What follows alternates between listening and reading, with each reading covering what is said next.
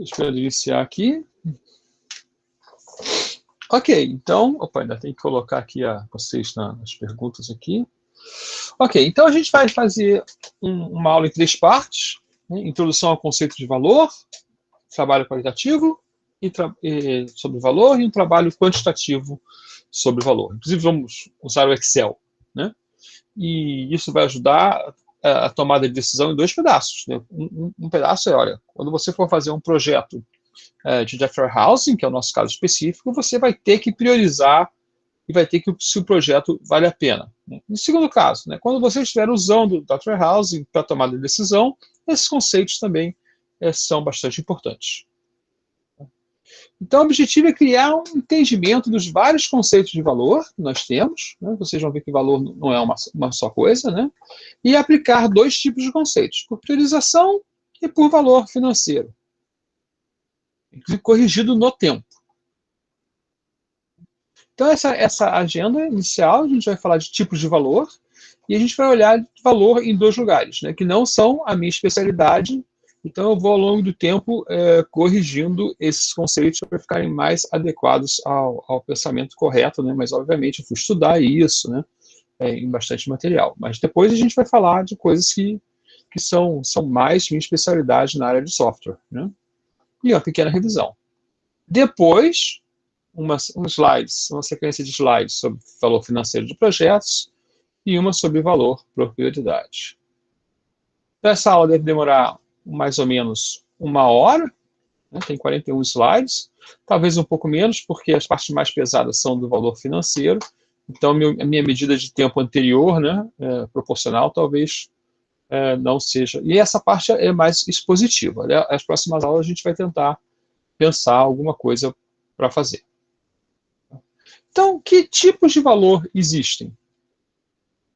Bom, se você for no dicionário, valor é uma dessas palavras que tem muitas acepções. Né? Cada entrada no dicionário é uma acepção diferente. Né? Inclusive, o tempo relativo de uma nota musical, né, ou de uma pausa é um conceito de valor. Mas a gente está mais interessado, principalmente, né, em conceitos de valor que a gente possa trazer para uma organização e para um negócio. Então, por exemplo, o valor é uma quantidade monetária equivalente a uma mercadoria. Né? Ou é um recebimento ou pago em bens e serviços ou dinheiro por algo trocado. Né?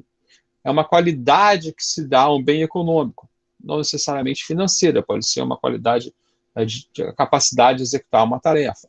Né?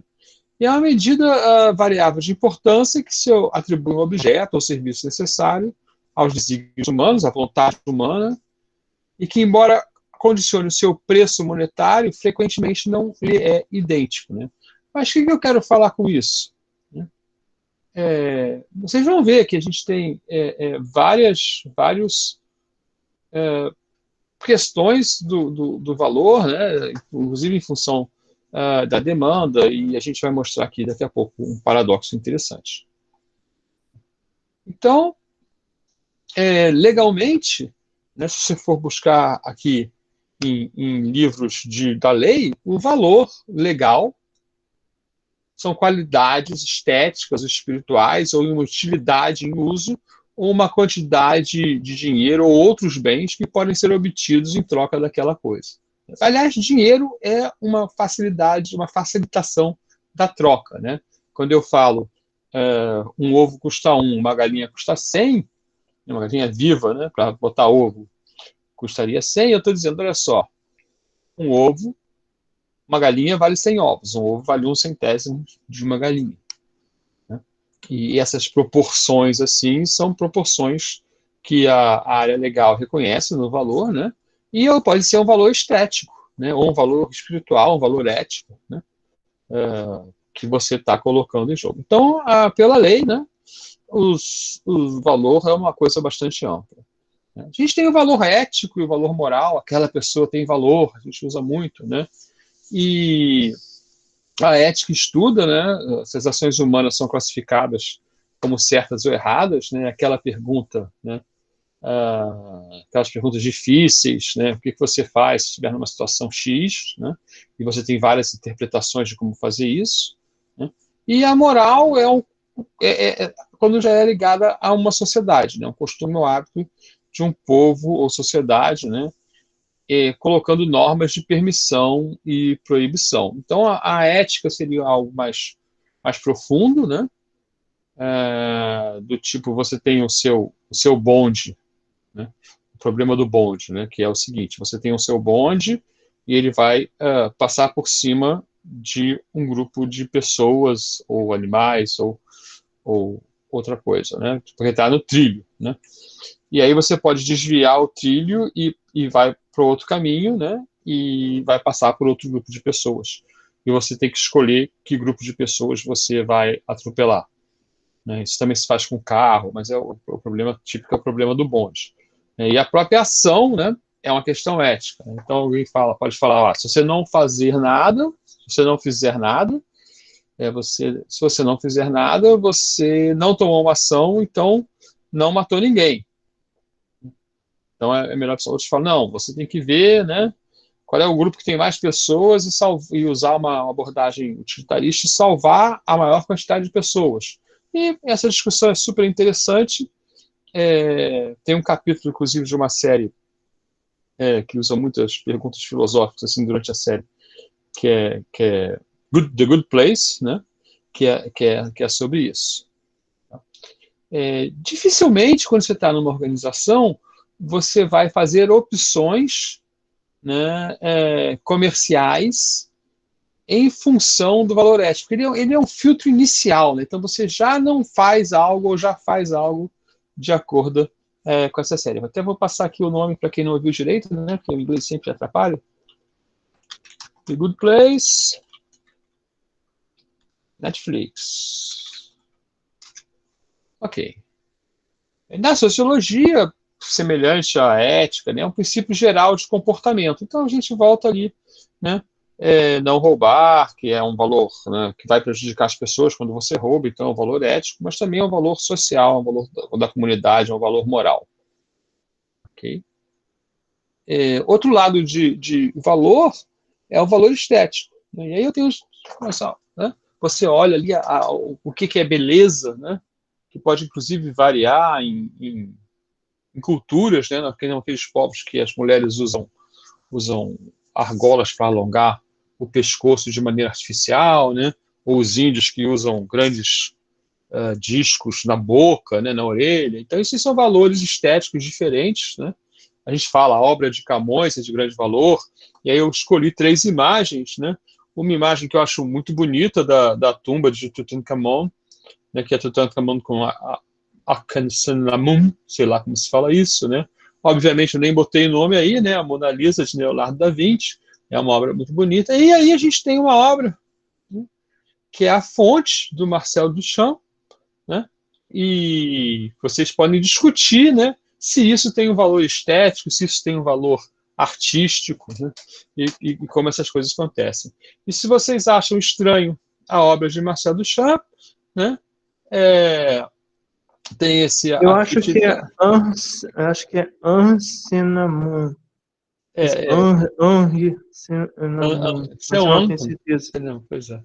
Esse aqui, essa tríade aqui, né, de letras, a gente tem dificuldade de falar. Mas olha, se vocês acham estranha a obra do Marcel Duchamp, o que vocês acham do cara que fez uma escultura invisível? Né? Ele vendeu por $18.000 a escultura invisível. Né? Qual é o valor dessa obra? Né? Ou agora acho que venderam por milhares de dólares também o código original do HTML, do HTTPD, né, server, né, com bugs. Né? Acharam um bug, o cara lá, não, mas esse código ainda tem um bug ainda por cima. Né? Claro que deve ter vários. Né? Essa é aquela escultura de metal que é feita com vários espaços que, dependendo do ângulo, ela some? Não, essa é apenas um espaço vazio. Ah, Aquela é legal, aquela é bonita. Né? Que você vai. Some visualmente, quer dizer, estão lá as listinhas. Né? Mas essa aí é realmente um espaço vazio. Né? E ele acho que ele vendeu como ativo digital. Acho que ele vendeu como NFT. A gente chegou ao ponto de vender memes como NFT por valores Exatamente. estratosféricos, então não consigo julgar isso. Pois é. Eu acho que venderam o primeiro tweet.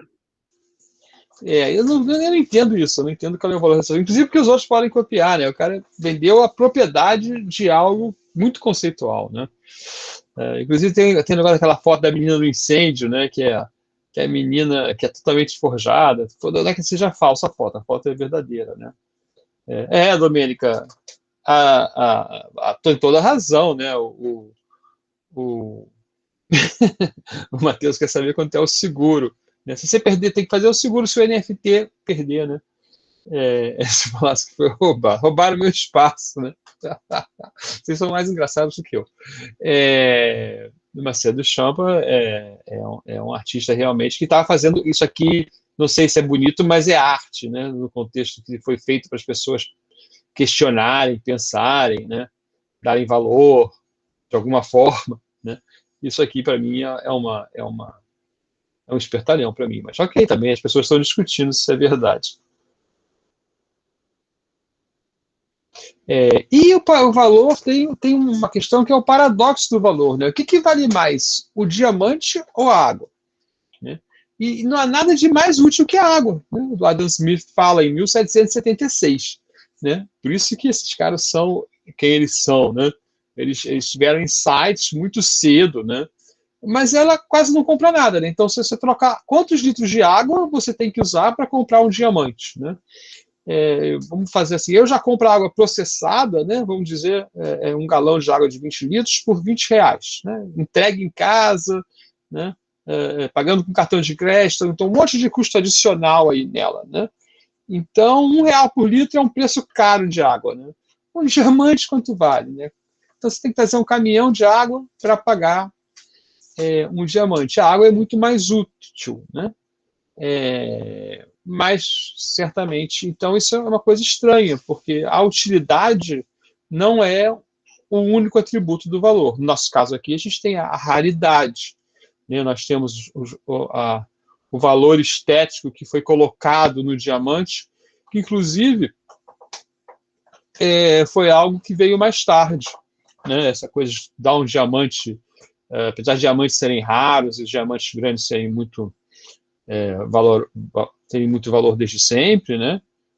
Como joia de coroa, coisas assim, né? Essa coisa, por exemplo, de dar diamante no anel de noivado, que o americano tem, foi uma campanha de publicidade. Né? O diamante é para sempre. Quem inventou essa frase aumentou o valor do diamante. O diamante é o melhor amigo das mulheres. Né? Essas frases aumentaram o valor do diamante. O preço, né? Vamos falar de preço aqui nesse caso. Né? Então, opa, agora entrou aqui. Na economia, que é o valor na economia, tem um errinho aqui. A história do valor é muito importante. Na verdade, a economia trata do valor. Né? Então, a gente tem uma história que começa com os mercantilistas, né? Que colocam valor no ouro, na troca, né? Na necessidade de vender mais, e que vão levar os países à guerra para dominar o comércio, a Inglaterra, a França. Isso é um pouco antes,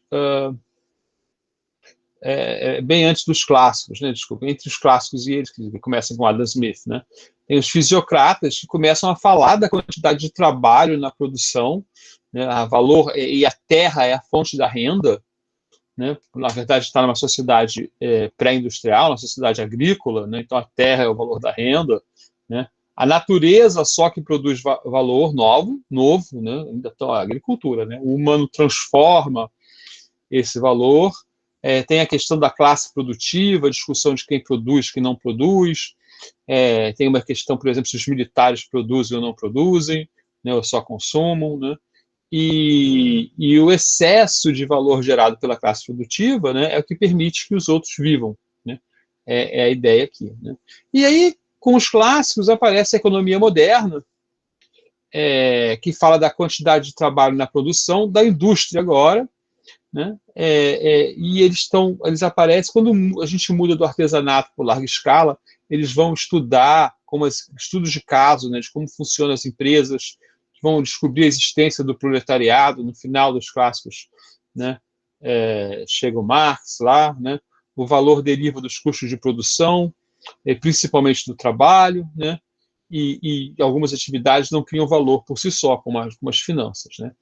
E mais modernamente, né, as preferências dos diferentes, aparecem as referências, né, aos diferentes atores da economia, você começa a entender mais como toda a economia é uma rede de produção, né?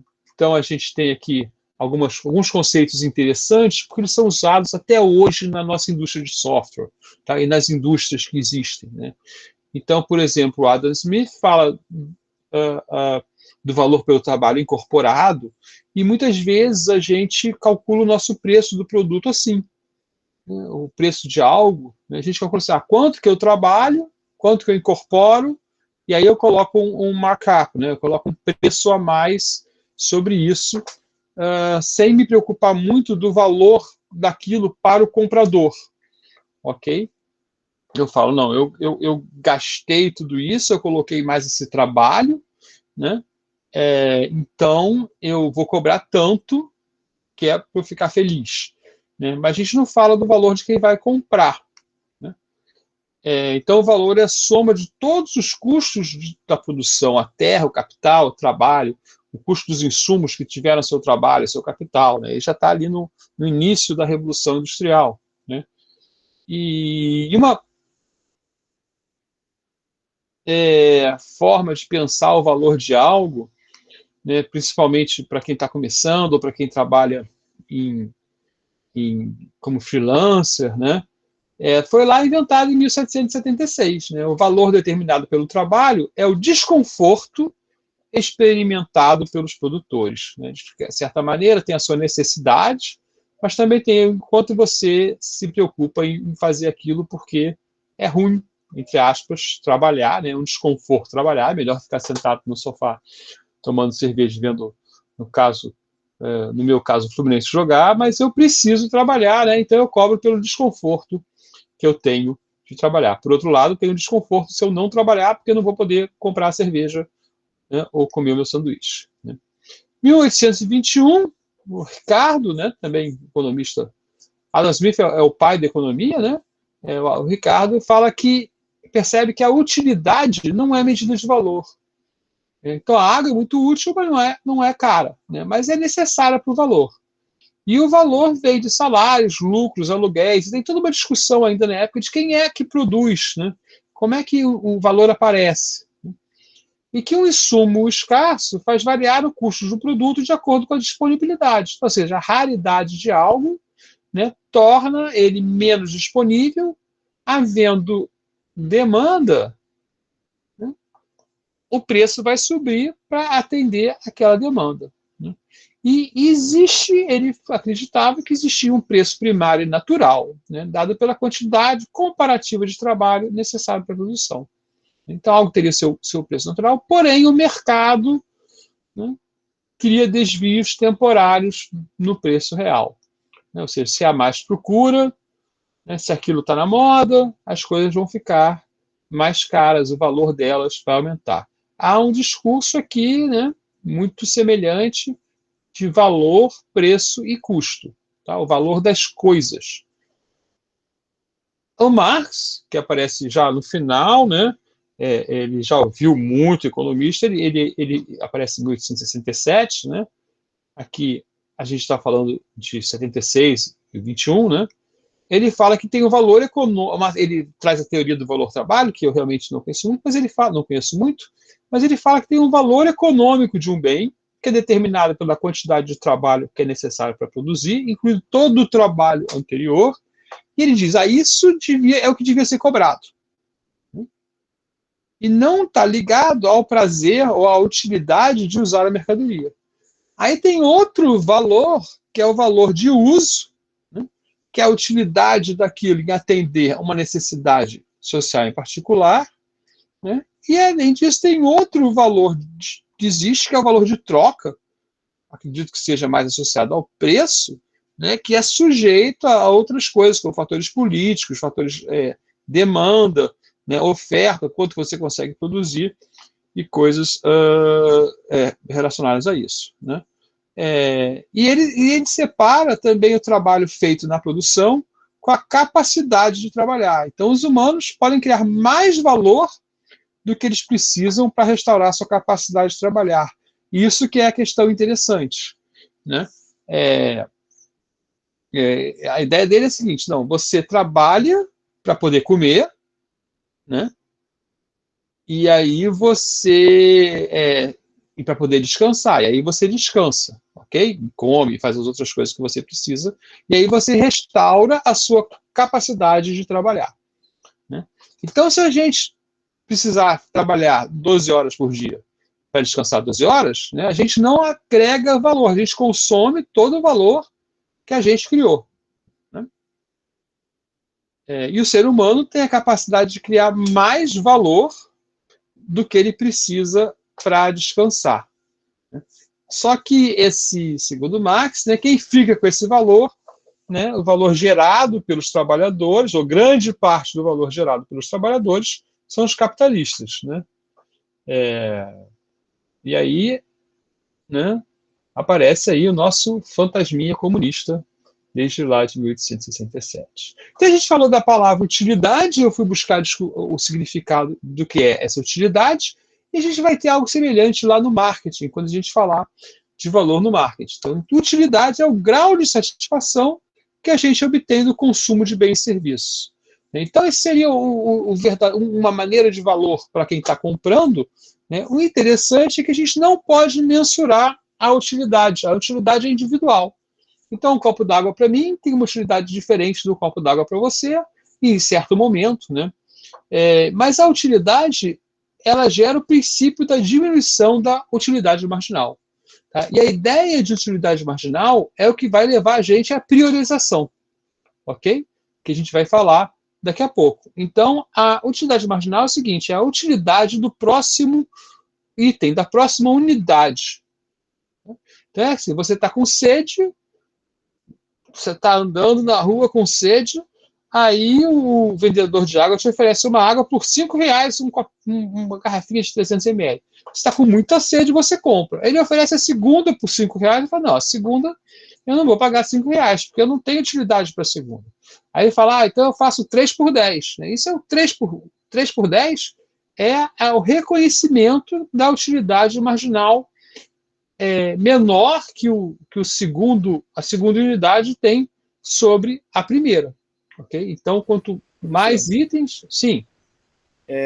Nesse caso, inclusive, então, você mencionou lá no começo, sobre a utilidade do diamante, a utilidade da água.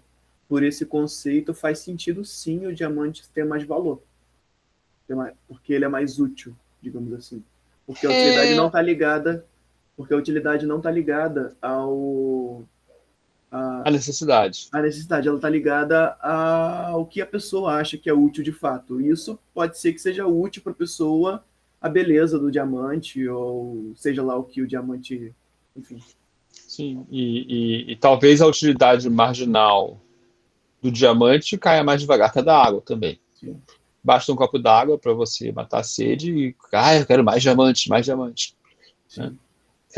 Sei lá, tem várias questões aí que eu realmente não segui nessa discussão, mas eu achei importante mostrar para vocês que não é porque algo é útil, tem valor, né? A água é mais útil que o diamante, tem mais utilidades no mundo real, né? E a água vale menos que o diamante, pelo menos em tamanho, né? Pode ser que alguém fale, não, mas a quantidade de diamantes que existe no mundo vale menos que a quantidade de água que existe no mundo.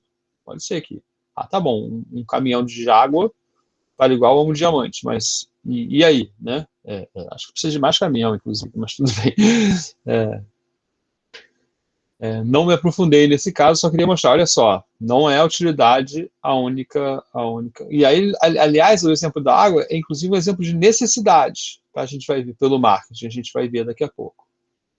Tá? Então aqui a brincadeirinha de quantos sorvetes você quer tomar, né? Se eu te obrigar a tomar Primeiro, se eu te der um sorvete, você fica feliz. Opa, se eu te obrigar a tomar o quarto sorvete, você já acha que eu estou, né, maltratando você. Então, a utilidade marginal do sorvete, né, vai diminuindo. Então, o primeiro vale mais do que os outros. Agora, não existe um número, né, que você fale sobre a utilidade de algo, tá, na teoria econômica. A função utilidade é individual. Mas é muito usado ali para discutir certas coisas.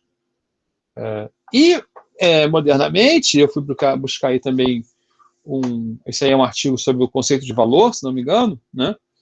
Fala que o valor real das coisas é o custo de oportunidade, né? Então, esse conceito é bastante importante na economia e para a gente, ele é um conceito muito comparativo, para a gestão de projetos ele é um conceito comparativo, né? E diz o seguinte: o valor associado, o valor verdadeiro real das coisas é o custo de oportunidade, né? Que é do que alguém desiste para obter o que deseja. Tá? Então, por exemplo, vocês para fazer faculdade, né? Para vir aqui para a FRJ, vocês desistem de trabalhar. Como vocês provavelmente, né, não sem formação ganhariam um salário pequeno, né, vamos dizer que para fazer as contas rápidas, que vocês ganhariam uns 25 mil reais por ano, né, então o custo de oportunidade de fazer a UFRJ, né, não contado que você vai ganhar mais depois, né, é 25 mil reais em 5 anos, 125 mil reais. Né. O custo de oportunidade pode ser negativo se você comparar com a PUC. Né, a PUC você vai pagar 5 mil reais por mês, né? Então, isso aí vai dar 60 mil reais por ano. Né? Então, o seu custo de oportunidade de fazer o UFRJ é menos 300 mil reais. Então, isso é uma vantagem enorme para você. Né? Então, é o que você abdica pela sua escolha, e o Krugman e Wells, no livro de Economia One-on-One, né? Economia básica para a faculdade de Economia, fala, é o verdadeiro custo de algo, custo de oportunidade. Tá? Aí tem essa ideia aqui. Se você comparar por trabalhar, né, o seu custo de oportunidade é o salário mínimo, né, e aí aqui é só para mostrar que pode ter custo de oportunidade negativo. Tudo ficou tipo de valor.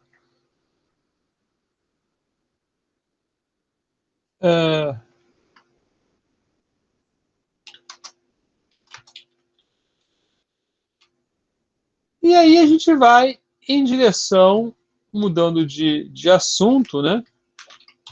A gente vai trabalhar agora com outra ideia de valor, que é a ideia de valor que se dá em marketing, né? E aí a gente, para isso, vai passar por uma quantidade de conceitos. O primeiro conceito, que você lembra que eu falei da necessidade, eu falei lá na economia, mas no marketing que eu achei mais informação sobre isso. Né? Então nós temos requisitos básicos do ser humano, né? Água, comida, roupa, abrigo. Então, né, como é que a gente sai do precisar comer para ir comer no McDonald's? Né? Essa é a questão do marketing, ele quer te vender um McDonald's. Né? E então esses requisitos básicos são limitados. Então, aqui no nosso exemplo, o rapaz aqui está com fome. Né? Então, dado que você tem uma necessidade, né, você direciona essa necessidade para um desejo. Né? A gente tem fome, mas quer um hambúrguer do McDonald's, do Burger King, ou quer uma feijoada. Né? E esses quereres, esses desejos, eles são moldados pela sociedade e recebem, né, o impacto de todo o marketing que você vê, né, ou da cultura. Né? Então, você pode, sei lá, eu fui criado comendo comidas de outros países, né? Então eu gosto de comer árabe, comer italiano, né? E outras pessoas foram criadas comendo todo dia a mesma comida e gostam de comer aquela comida. Né? Eu tenho amigos que são descendentes de italiano, né, precisam comer macarrão, né, porque na casa deles tinha macarrão várias vezes por semana, então vocês ficarem 15 dias sem comer macarrão é um escândalo. Né? E nós vamos seguindo nesse caminho. Então, o desejo, o querer é uma coisa que vai depois da necessidade. Né? E esses desejos, eles geram demanda, mas a demanda é suportada pela habilidade de pagar. Né? Então aqui nós temos o cara infeliz porque ele só conseguiu pagar pela salada, né? Não conseguiu, né? Isso é muito comum. Muita gente que gosta de carro quer ter uma Ferrari, mas apenas algumas podem pagar, né? E finalmente a gente tem a satisfação, que é o julgamento pessoal que você faz do desempenho de um produto ou de um serviço, né, percebido em relação às suas expectativas. Tá? Então, vê como o valor vai sendo criado. Né? Ele sai lá. Deixa eu voltar aqui, eu quero voltar. Né? Ele sai de uma necessidade, que é limitada. Você transforma isso num desejo. Você tem um poder de comprar, né? E aí você vai ficar satisfeito ou não e vai dar o valor. Né? Também ele diz que o valor é a soma dos benefícios e custos, né, que vão entrar como negativo, tangíveis e intangíveis. Aí o que são os intangíveis? É justamente a beleza de algo, a apreciação estética que você vai ter, o orgulho que você tem em possuir uma obra conhecida, né? O atendimento às necessidades básicas humanas, né, os instintos básicos, juntar, por exemplo, né, colecionar o instinto humano, né, garantir, né, a sua subsistência no futuro, né, proteger os seus filhos. Então, todas essas coisas vão se transformar, né, no valor daquilo. Né? E no marketing, esse valor é entregue. Tá? Isso é importante para a gente, porque a gente vai falar, né, quando faz software, né, provavelmente mais no curso de engenharia de software, né? Entregar qualidade, entregar serviço e entregar preço, que é a tríade do valor do cliente. Né? Então, é isso que você quer. Tá? E com isso a gente adiciona o valor. O que é adicionar valor? É trazer trabalho, né, para a unidade lá que a gente está trabalhando, ou transformar algo de maneira a valer mais. Então, uma saca de café, né, vale $3 o quilo o café. Quando se transforma esse café num café processado, né, que é um café instantâneo, né, você aumenta muito o valor do quilo, né, passa a ser $50 aí, né, claro que um quilo do produto aqui, nesse café instantâneo, né, ele contém mais quilos do que um quilo de café em grão, mas ele vai valer mais também. Você transforma isso num serviço, né, onde um quilo de café vai valer $310 para você ter uma loja que serve cafezinho expresso. Né? Em serviços premium, né, você vai ter ali um serviço de $580 o quilo de café, né, porque o cara faz em casa, o café vem todo preparadinho, sai sempre com o mesmo gosto, tá? Até o fornecimento de uma experiência de tomar café, né? Aí chega num Starbucks da vida e o quilo do café sai a aproximadamente $1.200. Né? Por que isso? Porque você foi agregando valor de várias maneiras, né? Por meio de produtos, por meio de processamento, de fabricação, né? Por meio de serviços adicionais, todos eles que incluem o trabalho humano, que incluem outras substâncias, né? Que você tem que usar energia, né? Tem que usar leite, né? Tem que usar espaço, né, da fábrica. Então, tudo isso vai agregando valor e vai permitindo, e vai gerando valor, né, e vai aumentando a economia. Tem dois trabalhos bem recentes que falam dos elementos de valor quando você está fazendo algo de uma empresa para o consumidor, né, que a gente chama de B2C, Business to Consumer. Né? Isso aí é uma árvore hierárquica, né, que mostra que você tem que entregar valores, você não consegue entregar valores de baixo sem entregar os de cima, essa ideia da pirâmide, né? Mas onde você também pode ter valores que são mais interessantes de entregar. Então, esse é um artigo, são consultores da Bain Company, é uma empresa de consultoria de negócios, né? É um artigo da Harvard Business Review, que é uma revista muito interessante e muito famosa da área de negócio, a revista do pessoal que faz MBA, que faz doutorado, né? E só para mostrar o detalhe aqui da base, né? Então, valores que a gente pode entregar, né, para o cliente, pessoa física, né? Cliente. Economizar tempo dele. Vou fazer um aplicativo. Né? Como que eu vou entregar valor? Porque esse aplicativo ajuda ele a economizar tempo, ajuda ele a se organizar, ajuda ele a se conectar com outras pessoas. Né? Isso são valores funcionais. Né? Ele pode ter também valores emocionais, como reduzir a ansiedade, né? Dar acesso à exclusividade a outros serviços, né? Nostalgia, né? Tradição, lembrar das coisas do passado.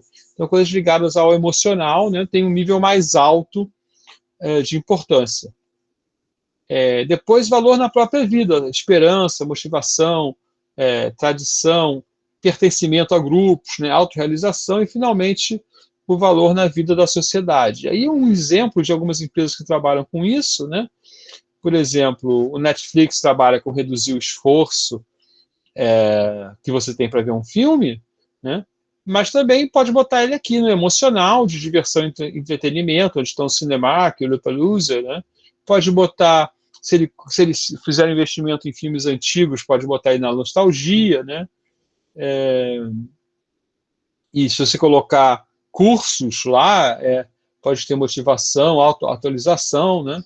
E você tem empresas que trabalham, por exemplo, Médicos Sem Fronteira, né? Que você melhora a sociedade se colaborar. Então, ele vende, na verdade, para você, né, o prazer de ser alguém melhor porque você apoia o Médicos Sem Fronteira. Né? Então, quem está pensando aqui, a revista é HBR, Harvard Business Review.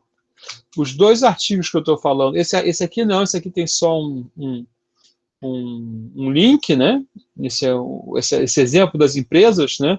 É um brasileiro, agora eu não sei se é brasileiro ou brasileira, que escreveu, né?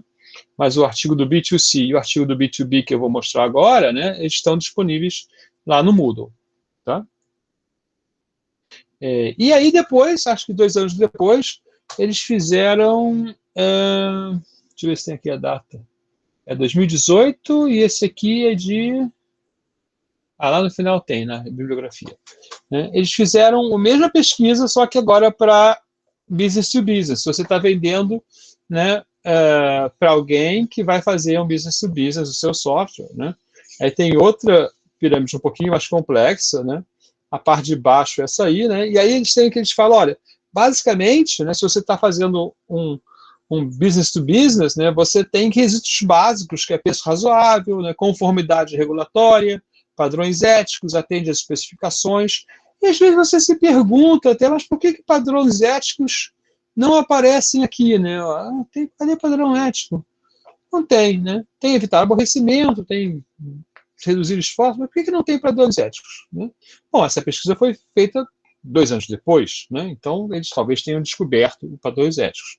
Aí separar aqui em valor funcional, em gerar receita, reduzir custos, a gente vai ver uma abordagem de valor que é exatamente essa aí, né? E melhorar serviço, na verdade. Então isso aqui são esses 2 itens aqui.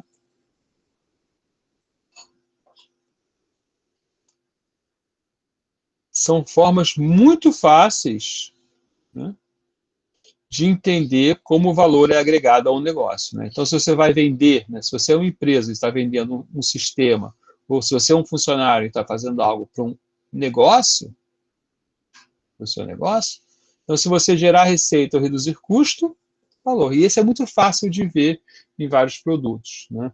E a gente tem aqui, de novo, aqueles, né, economizar tempo para fazer negócio, facilidade para reduzir esforço, informar, né, simplificar o operacional, reduzir riscos, ok? E a gente segue, né, com valores individuais que afetam as pessoas que estão nas organizações.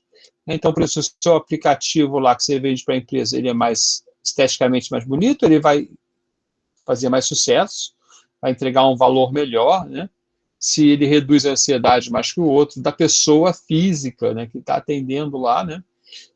no negócio vai ser mais sucesso, né? E lá no final, né, questões semelhantes àquela nossa visão, né, o otimismo de um mundo melhor, a responsabilidade social, né, que vão servir de inspiração, né, para a empresa, os funcionários, compradores. É interessante olhar que na visão B2B, né, aparecem os valores individuais. Tá? Então, prestar atenção como as coisas funcionam no mundo. Né? Isso aqui é outro disco de valores que eu botei mais como referência para vocês e que eu não vou continuar nele, ok? A gente só vai ver que ele tem outra divisão entre valores culturais, para continuar. Valores do consumidor, valores de negócio, né? Entre os valores de negócio, né, você tem aumento do volume, né? Isso aqui basicamente está falando de aumentar receitas, né? Você tem aumento da margem, né?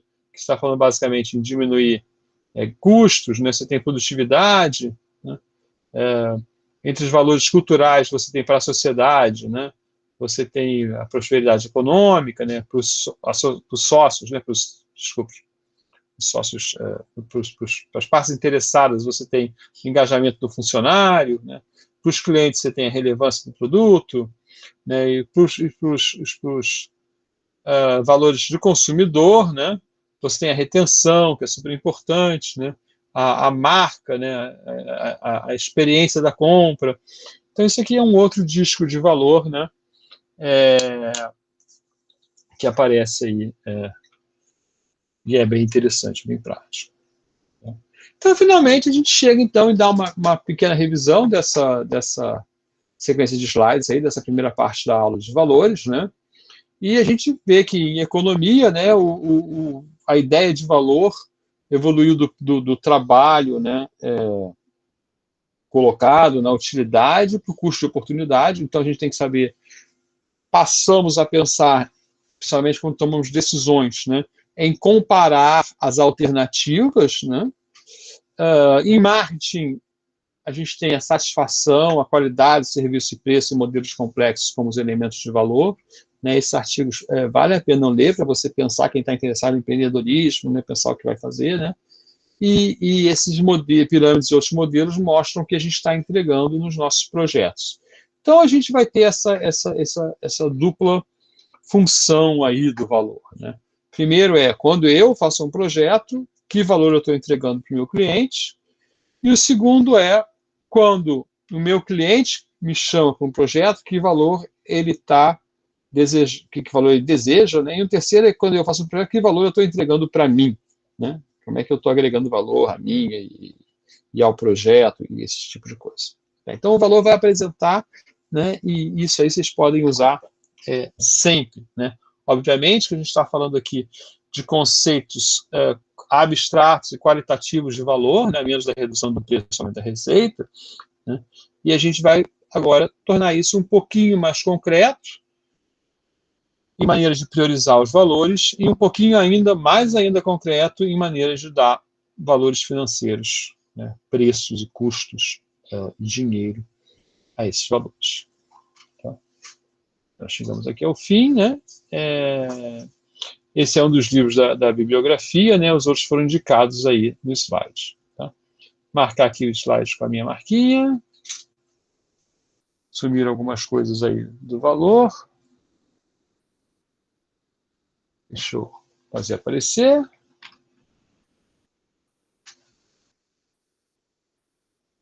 Aqui está. E agora eu vou parar a gravação.